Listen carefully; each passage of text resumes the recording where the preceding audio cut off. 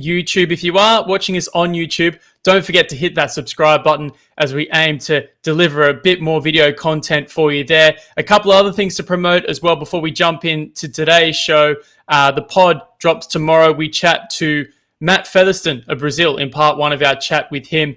An incredible story of Brazilian cricket, women's central contracts there in Brazil, a number of fantastic stories coming out of South America, and Matt Featherston's Brazil is just one of those. We'll have that in two parts, both this week and next week. Plenty of content there for you guys to enjoy, as well as our back catalogue of podcasts throughout our early infancy, as well as the EC live show. We've had a number of shows already, guys like Kyle Kutzer, Daniel Weston, Gerard Erasmus, and many more. Another great show lined up tonight, and also coming from Africa, as Gerard did just a couple of weeks ago. A big shout out as well to Namibia for winning the ICC Men's Performance of the Year in Associate Cricket for their win over Hong Kong in last year's World Cricket League 2. So a shout out to those guys, as well as the other countries around the world who were recognised by the ICC in their awards. But for now, time to jump in to our chat tonight. And sticking to an African theme, we have another guest coming from Uganda, of course, the Challenge League. We've seen a lot of success there for the Ugandan men's team, the Cranes, as well as the Lady Cranes in women's competitions. We've seen a growth of junior development as well coming from Uganda. And we have Bashir Ansasira, the chairman of the Uganda Cricket Association, joining us. We've had a couple of little glitches in the tech, but I'm so glad to be able to welcome Bashir onto the show. Thanks for joining us on EC Live this week.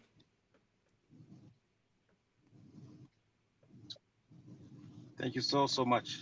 I'm glad to be part of the show. Thank you.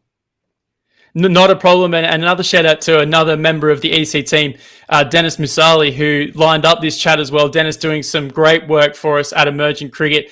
And we've seen a lot of Ugandan stories. The Challenge League last year, Uganda went 5 from 5. Unfortunately, you guys were set to host the Challenge League in just a couple of weeks' time. Unfortunately, a global pandemic got in the way. I have looked at some numbers in Uganda, and considering it's a country of 45 million people, the numbers in terms of COVID seem actually pretty good there, Bashir. How's everyone doing, and what's the situation in Ugandan cricket at the moment?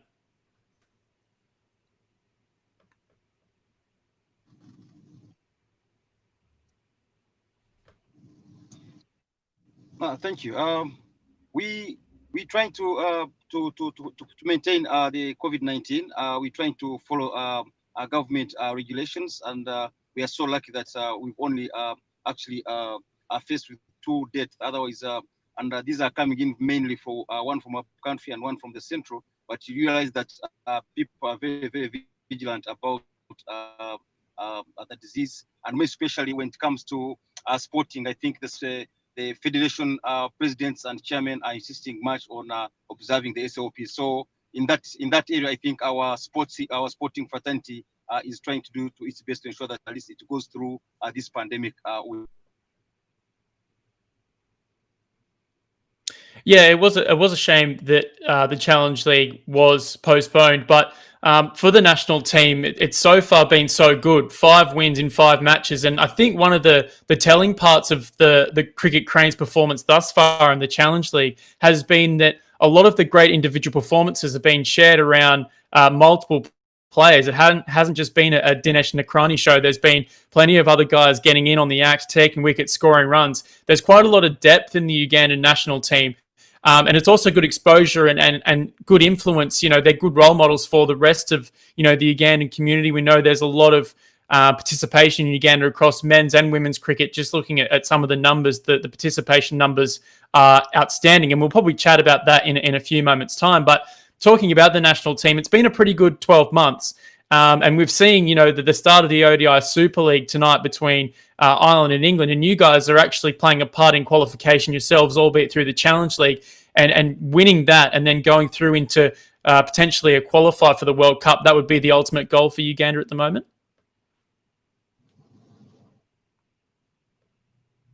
Yeah, back to me. Yeah. Oh yeah. Of course. The us having not been able to host this challenge cup,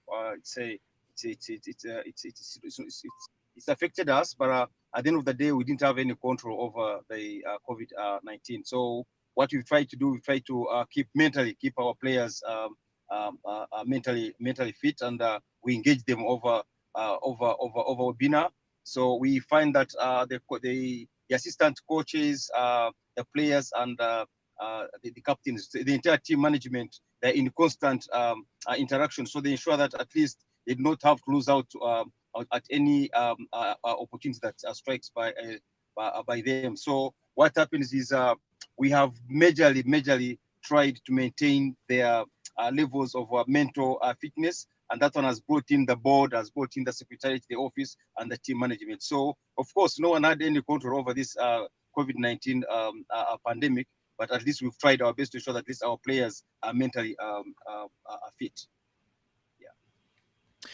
And off the field, it looks as if it's still well and truly all go in terms of growing Ugandan cricket. Just a few weeks ago, there was a new turf pitch installed, the Ginger Secondary School. We've seen a lot of grounds are quite picturesque in that area. The Chumbogo ground looks magnificent, at least from the outside. It'll be a privilege to one day get there and see it for ourselves. Moving forward, you have more turf pitches now, and a good opportunity for those in league cricket in Uganda to develop their skills on a turf wicket, because I'm sure it'd be very difficult for a number of players to switch from synthetic pitches to turf pitches.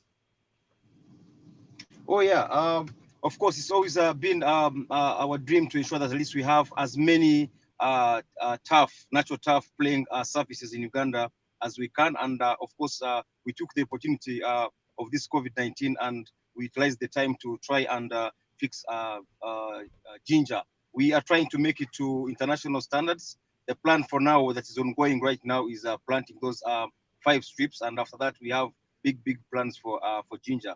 So we continue not only to lay the AstroTurf, the natural turf, we also do AstroTurf. So we've also taken this as an opportunity, this period as an opportunity to run out to the western part of Uganda, try to fix one AstroTurf, one in eastern and one in the north. So yes, on developing the facilities, yes, that's the direction that we are taking, and we've been able to utilize this opportunity. When we have free time, when we don't have people playing, and we're able to go and get these services to standard. Maybe more to that, even the old surfaces like we mentioned, Chambogo, Entebbe, Rugogo, we still ensure that we maintain them much as we're not using them, because you're not going to play around with a natural turf.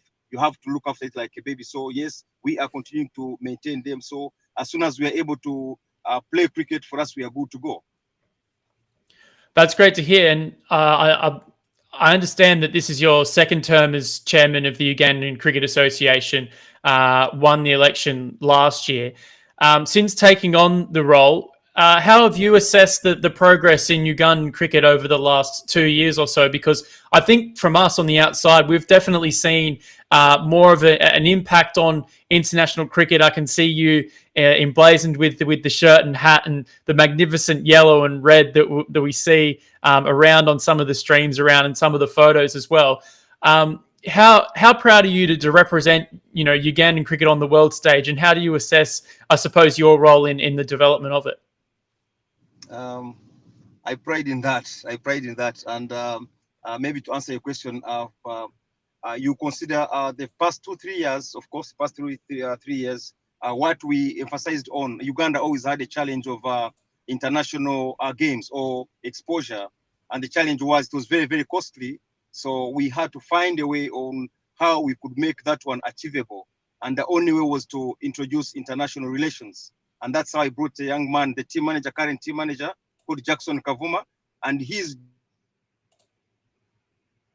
for international relations. That's why you see now when you step in, it's like another home. You're here to see another article where they're saying Uganda builds another cricket ground in India. We went ahead and gotten good contacts with Qatar cricket, Oman cricket, and as I can say right now, we find that if we wanted to have any exposure in terms of our national team training, it is cost effective and it's enabling our team. So our team performance is not being accidental, but it's something that has been built over time, and we're here to see bigger things, because our biggest challenge with the national teams for Uganda initially was exposure. You play from Chambogo and Lugogo, and tomorrow you're going to go and play somewhere, let's say in Hong Kong. It becomes a very big challenge. But if you find that you have toured the world and you're yet to face those challenges, then it becomes more of a walkover. So I can assure you, I'm very, very, very proud that at least that was a dream come true. We tried also to extend our facilities. We wanted to have to, buy land and have our own homes. Like you find a place that on a particular Sunday, you can have 8 clubs, 8 teams playing in one centralized place. And that is something that is in progress. We're in progress trying to identify, find land, buy land, and then look around for partners to develop that. And that is also going to become a reality. So today, to be frank, when you look at the performance of the national team, when you look at the, this kind of interaction, I mean, having this chance, to show the world exactly what you are doing, to us, those are things that we would never take for granted. And that's good enough for us to show that actually cricket in Uganda is getting up there slowly by slowly. And I can assure you, our performances here in Uganda for both the under-19s, the underage, the women cricket, the national team is not accidental. We're not getting there accidentally. It is something that has been planted, and we are seeing it grow by the day. So yes, I would pride myself in that. Yeah, well, the stories coming out have been excellent. And yeah, as I said, Dennis has played a big part in the emerging cricket movement, which has helped the exposure of Ugandan cricket. But the results on the field, as you say, have spoken for themselves. 5 from 5, as I said, in the Challenge League thus far. A thoroughly dominant performance. And the Lady Cranes as well, a couple of world records broken last year and a few international matches played. We saw, Proskovia Olako making an unbelievable 100, Musamali joining her as well. But also the young cricket cranes coming through, guys like Frank Akinkwasa, Zephaniah Aranightway, have gone and played in the African ICC high performance setup as well in Potchefstroom. So those opportunities are also good for your young developing players coming through, and having that help in South Africa and other parts of your region helps your young players as well as your domestic setup. But those exposures to things like the High Performance Center, I'm sure are very valuable to those players. Yes, definitely yes. But also that one also comes, you can't achieve that if you don't have those good relations. Remember, Uganda is very known for its hospitality and the trust that you get from the international friends who can support. I'll give you examples now. If you look at India, you find that Uganda national team, whether women or men, can enter India in Mumbai and have games at any one time, at any one point in time. To us, those are very, very big things. Those are God-given things. So yes, if we continue to have such relationships, you must have heard about Sanjay Farm, a gentleman called Desire Swital, who is a great supporter of Uganda from nowhere, out of the blue, came in to support us and it became a reality. That's how we connected into Omtex. Omtex is one of the biggest manufacturers of sports attire in India. Now they have connected us to Mumbai cricket. So you find that when you have those connections, we are going to have more exposure. And when we have exposure like in India, we are utilizing it to take the young age. If you notice, the last lot that went to India in early this year, it was mainly the young. So we are trying to make more of the Zephaniahs, more of the Arinites. And it's only possible if they can get out there and face those challenges, and then to motivate them to get wherever they feel that they can get. And that way, we as cricket, we are benefiting as Uganda cricket. And talking about relations too, it's been great to see the level of competition in African women's cricket as well. It's been a great opportunity for Uganda to play against the likes of Kenya and Tanzania, Rwanda, Mali as well, who are just starting to build into their cricket setup too. How important is it to carry those relations within African tournaments as well? Because the Lady Cranes have obviously played very well as well, and they get to build their competition. They've played at World Cup qualifiers as well, so there's definitely a lot of potential there too. But again, I'm guessing it comes back to creating those relationships with other countries around Africa to build the competition between you all. It's very, very important. There's no question. Absolutely. I mean, everything, charity begins at home. So it would be our interest as Uganda to ensure that at least all the playing countries in Africa, we have very good work relationship in a way that I can send my girls, go to Kenya, play, they come back, send them to Tanzania. Like now, as we talk right now, we have a great relationship with Zimbabwe cricket. The Zimbabwean women national team, I think, if you told them, hey, there is a game in Uganda, they want to jump on that next flight and land here in Uganda because of the quality of the game they've seen. So we've established good relationships with the Zimbabwe, Tanzania. Those are, I mean, the Uganda cricket women really love to, play in Tanzania. Of course, Rwanda. These are our neighbors, our sisters. So we are always into Rwanda. So we find that if we have Rwanda, Zimbabwe, then we have Kenya, Tanzania, and Nigeria comes on board. At the end of the day, it's not only them who benefit. We are benefiting as Uganda as Uganda cricket. So yes, it is in our interest to ensure that we maintain and build, we strengthen, we keep on stronghold on the relationships with our African teams, not only for women but for all categories. Because we sent a team to Kenya, I think late last year, and this was under 15. You send an under 15 to go and play in Kenya, would expect the same. They move, they come and you play, and that's the only way we're going to be able to improve on our sport. But again, it all comes in with the heart.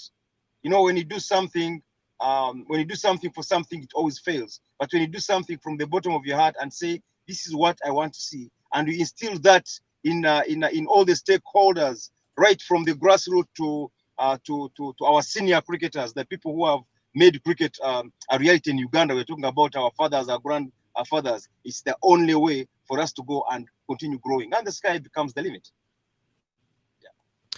And then on the other end, to look at some of the grassroots cricket programs that are happening at the moment, and talking to Dennis last year, he said that in the earlier days, it took people to be exposed perhaps to missionary schools to be exposed to cricket. But now it seems as if participation is all over the country. Looking at some of the participation numbers, not only for adult cricketers, but for junior cricketers through schools, through modified programs, the numbers are outstanding in comparison to other ICC associate members.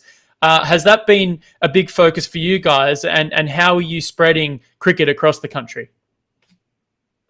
Yes, one thing that we've tried to do, of course, with the board and trustees, is to ensure that we deliver what we promise. So it is our greatest contribution to ICC as International Cricket Council tries to grow its numbers. When it comes and says, Uganda, these are the numbers we're looking at, we are targeting this, it is our responsibility to honor our promises. So yes, on an annual basis, we have to ensure that we are bringing new players on board, not necessarily the grassroots or only, everyone on board. So you realize that last year we were able to penetrate in one of the toughest region in the country. This is Karamoja, where you go and you find that kids can still go by the river and they are elders and they can shower naked, So you penetrate such a community and you try to introduce cricket, hoping that cricket is not only going to be played, but probably it could change someone's life. And that's how you penetrated into Karamoja. We haven't gotten reports yet as to what is happening, but would expect that because of those large numbers of kids who are doing more grazing and not going out at schools, probably they could pick on cricket. So if they pick on cricket and they gain the interest, then we can also try to see how best we can direct them on how they can improve on their lives. So why I'm using that as an example is that in Uganda, on an annual basis, we ensure that we expand cricket in all regions of the country. There's nothing like I'm doing central or eastern. On an annual basis, those plans are there, and that's being run by our development office. We also have supporters coming in, like Cricket Without Boundaries. When they come in, they go in these regions. They are loved here in Uganda because when they go in these regions, not only do they teach cricket, but they want us to show how cricket is more of a caring game than just get on the cricket ground and play. By doing that, you're bringing love to the parents of the kids, and the kids now will have people to push them to come and play. For instance, you find that cricket could be the only sport in Uganda that when we are trying to expand our games, at the same time we are giving social corporate responsibility, whereby you find us testing AIDS testing kids from vulnerable families or regions in very, very big numbers. So imagine the parents coming to know that there is that extra care to their kids. Definitely they're going to support, and you never know where the best cricketer can come from. It may not be in the central, may not be the north, it could be somewhere that is expected. So for us here, we emphasize a lot on an annual expansion of cricket countrywide, as we also look into the structures and try to make sure that much as we are doing that general expansion of the game, we are also looking at the quality. How do we add value onto our sport? How do we improve our players? So those are development paths that Musali could have shared with you, or our CEO Martin Ondeko. Yeah, and here you are pictured with Martin Ondeko. But I have really enjoyed the progress from all levels of Ugandan cricket. And as you said, Dennis has shone a light on all of that. And talking to him last year on one of the podcasts, we talked about some of the competition within other sports around the country, whether or not, there's enough food at the table for every single sport, trying to, make their mark on the country. The amount of life lessons that cricket can teach us is so valuable. And it's great to hear that those movements are being spread around Uganda, because, we talk a lot about the benefits, not just physically of cricket, but socially as well. What is it like competing against some of the other sports in the country? Because cricket is a great game, we understand that, but we know football is popular, and in Uganda we've seen rugby establish itself as well, and other sports. How does cricket fit in all of that? At the moment, that's why we bring people like Mr. Musali and team on board, because at the end of the day, they have to come and try and see how best we can market and expand the game. Cricket in Uganda, we can't say that it's that much a marketable game, because it's a game that initially was looked at as a game of the Asian origin, the game of the rich. It's now that you've actually tried to show people that actually this is not the game for the categories that you're looking at. It's a game for everyone. So yeah, when you mentioned football, rugby has a kind of packaging that it has done, and it attracts more of the corporate guys, the college guys, and there's a way to bring in that hype. But I wouldn't want to actually think that looking at the numbers of playing the game in Uganda, that rugby would be having more numbers. When they set a stage, they'll have more numbers because of the way they've been able to sell it to the corporate, to the universities, and to the colleges.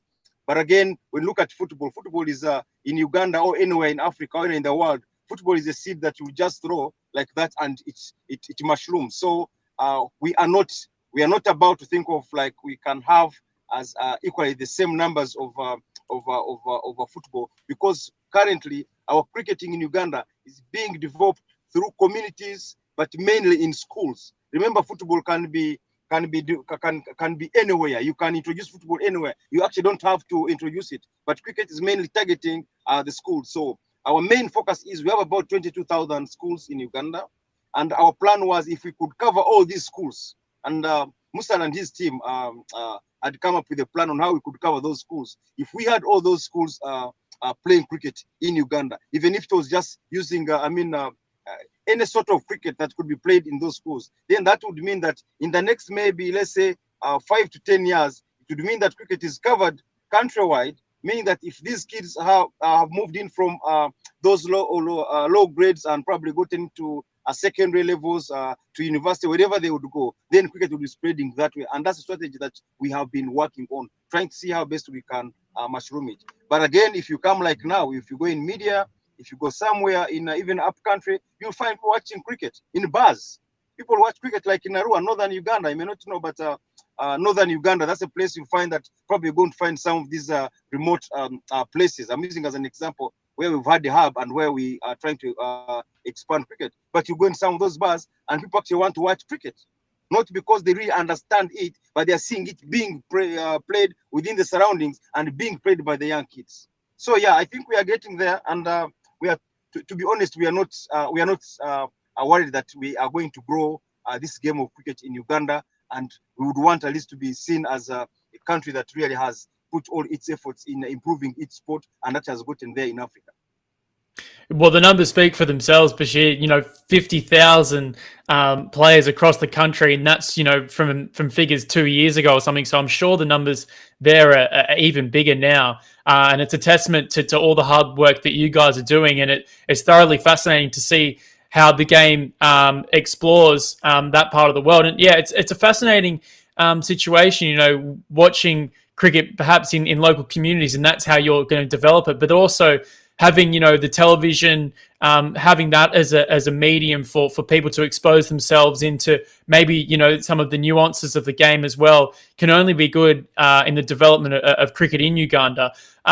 Another way that, you know, the cricket will develop has been the turf pitches, and we did talk about that briefly. How one of the questions that's come in from one of our viewers and contributors, Daniel Hay, wanted to know, what are the pitches like in Uganda in terms of the turf facilities, because I'm sure they have different personalities, and you can all develop your skills through playing at different grounds. Yeah, like I mentioned earlier, through building our relations, even locally, we've had some of the business communities coming in to support us. There's one called Aziz Damani. He's actually helping us to expand and grow and build those tough wickets. When I'm mentioning tough wickets, we are not putting in money as Uganda Cricket. We are putting that minimum. A business comes and says, we want to support you, we are going to support you, and they come and they're the ones building for us tough wickets. Yes, we are concentrating on ensuring that at least all regions, we have equal distribution depending on the resources available. That when we are building tough wickets, let's say in a year we say we want to put 5 tough wickets, we put in all, because of 5 regions, we put 5 regions. So as we continue to put 5 wickets, 5 tough wickets in Uganda on an annual basis, that means probably in the next 5 years, maybe we have around, I don't have the statistics, but we could be adding in like another 25 on top of what we have. So you will realize that here in Uganda, most of the land where this game is being introduced is a bit flat. So you find that even some places, they actually do not require the strip and the mat. So they just cut, roll, and they play. Now, when we pick that kind of interest, that's how we get in and we do our tough wicket. So yes, it is in our plan, it's in our manifesto to ensure that we expand on the playing services. And the easiest way, of course, to expand on the playing services is through doing these tough wickets. I'll give an example. We were in Jinja the other day, and the school, one of the big schools in Eastern, came and said, "Hey, look, please come. We want to give you land, and you put as many cricket grounds as you can." But of course, we didn't have those finances of investing in such a place. So if schools start coming up like that to come and want and partner with us, it shows how good our image is and exactly the impact that they are seeing. And this is not a school that is just in town, maybe a few kilometers from Jinja, from the source of the Nile. But because they heard we're doing something in Jinja town, they said, no, you could come to us, we could partner, we could have this one done. So it's in our interest to ensure that we expound on the tough wickets, because it's the easiest that we can do anyway. And that is one thing that we're doing. And the good thing is we are having some support from one of the business man here in town in Uganda. It's great to hear, and the development of the game in Uganda at all levels is thoroughly encouraging. And yeah, you can see it at the extreme end, where the national teams are profiting from that exposure and that development as well. Just finally, Badu, I'm thinking about, you know, this being your second term as chairman of the Ugandan Cricket Association. I know that the circumstances are a little bit strange now, where cricket at the moment is kind of being put on hold, but towards the end of your second term, what are the goals in the next 6 months to a year or so in pushing Uganda cricket even further?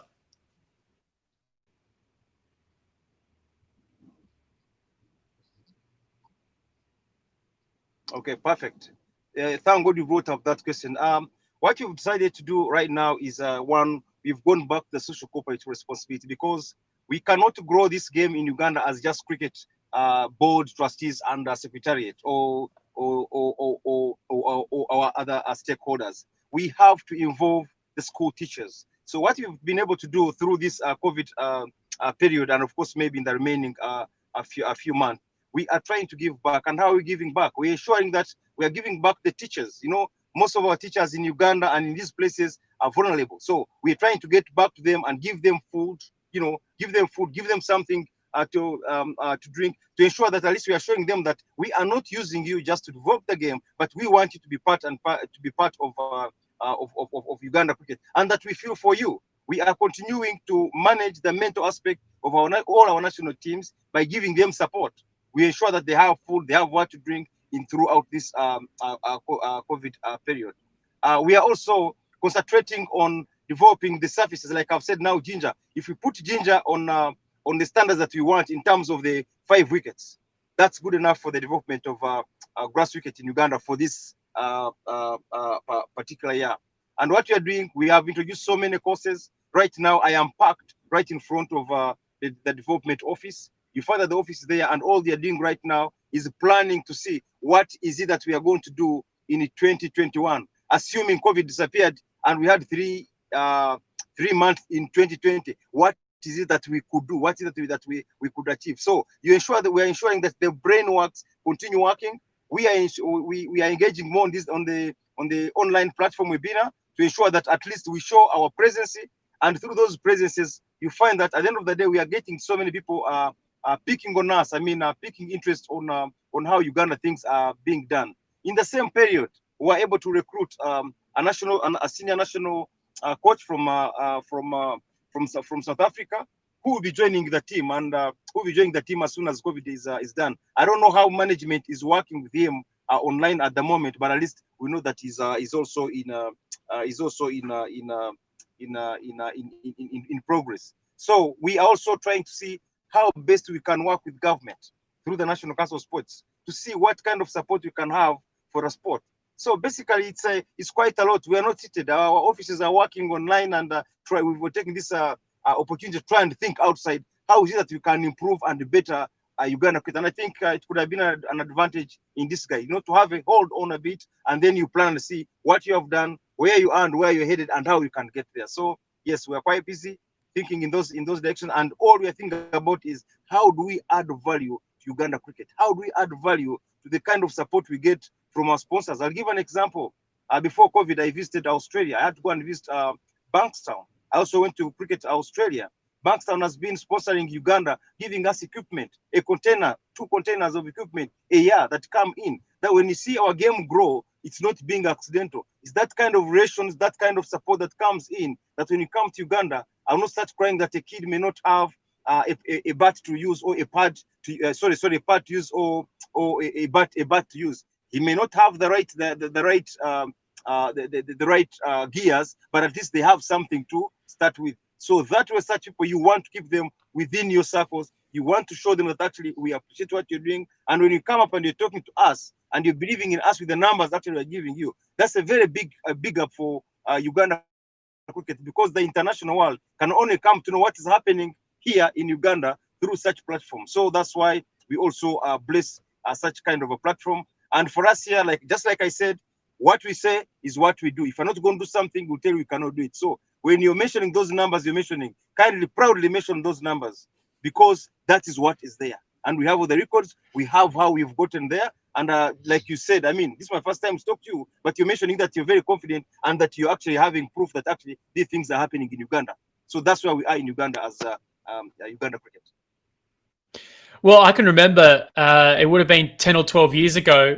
There were Ugandan cricket appeals around my local area, and I remember donating some of my old cricket gear and stuff like that. So this has been a thing that's been done for a very long time, and the work of Bankstown, as you mentioned as well, doing some outstanding work. But what is perhaps more important is that you guys, given in this situation, are still working really hard off the field to get everything together and to get everything right. And yeah, we will keep happily, providing these outstanding numbers in front of the press, because they are worth being celebrated.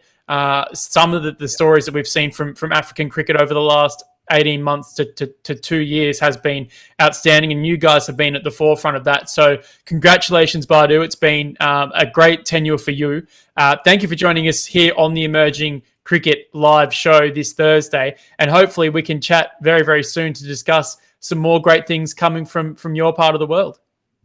Thank you very, very, very much. The honor is mine, and on behalf of the trustees and the board, secretariat, and the entire Ugandan cricket fraternity, I want to take this opportunity to thank you for giving us this opportunity.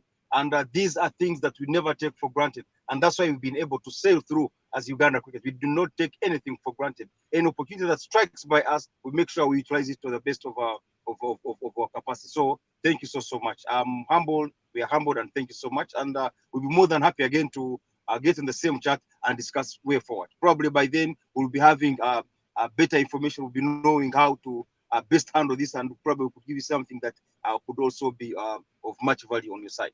Thank you very much. It's been our pleasure, Bashir. It's been fantastic to have you on. To everyone out there watching the stream, make sure to keep up with Ugandan cricket. Here at Emerging Cricket, we'll have plenty of stories coming from that part of the world. One of the fastest growing cricketing countries in the world. So stay tuned for that. Some other stuff going on in the world of emerging cricket. We drop our Matt Featherston podcast tomorrow. Keep up with that as well when we release that. And also make sure to check out emergingcricket.com for a wealth of Ugandan news. On behalf of Bashir Ansasira, the chairman of the Ugandan Cricket Association, I'm Daniel Beswick. Thanks for joining me here at EC Live, and enjoy the rest of your week wherever you